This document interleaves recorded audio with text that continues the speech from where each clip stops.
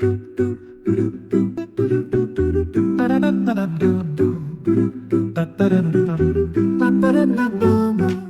ce tuto numéro 4, on va voir comment je peux faire en sorte de me créer mon branding, c'est-à-dire tous les éléments de ma marque en termes de visuel, de couleurs, de police, etc. sans passer par l'option payante de Canva. Je vais commencer par aller créer une page vierge. Donc moi, je veux que ça soit un éditeur de texte.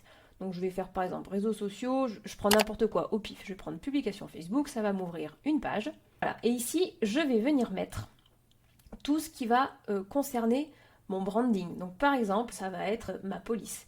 Donc là, je vais commencer par mettre une zone de texte et je vais mettre ma première police. Donc par exemple, celui-là, c'est ma première police. On va dire que ça, c'est ma police de titre.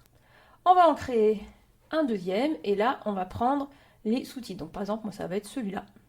Ensuite, si j'ai envie de mettre mes couleurs, ici, je vais venir chercher un élément qui va me permettre d'intégrer des couleurs. Vous allez voir pourquoi c'est intéressant après. Et dans recherche des éléments, je vais taper mood board. C'est le mot-clé. En gros, un mood board, c'est un tableau récapitulatif de nos couleurs, nos polices, nos éléments, nos photos, etc. qui définit vraiment notre marque. Donc je vais aller dans illustration. Et là, on va en choisir un. Donc où il n'y a pas la petite couronne. Donc là, par exemple, je vais prendre celui-là. Donc là, il y a 4 couleurs. C'est bien parce que vraiment, je vous conseille de ne pas aller au-delà de 4 couleurs. On va dire 2 couleurs fortes et 2 couleurs un peu pastel pour avoir des couleurs de fond et des couleurs pour des éléments voilà, qui vont être un peu plus mis en avant. Alors, de deux choses l'une. Soit vous connaissez déjà vos couleurs, vous savez déjà quoi faire. Donc là, tout simplement, je sélectionne, je prends la couleur, tac, et je change. Ça, c'est les couleurs de ma marque. Soit, si vous ne savez pas quelle couleur choisir, je vais vous donner un site qui est vraiment très très bien. Ça s'appelle colors.com.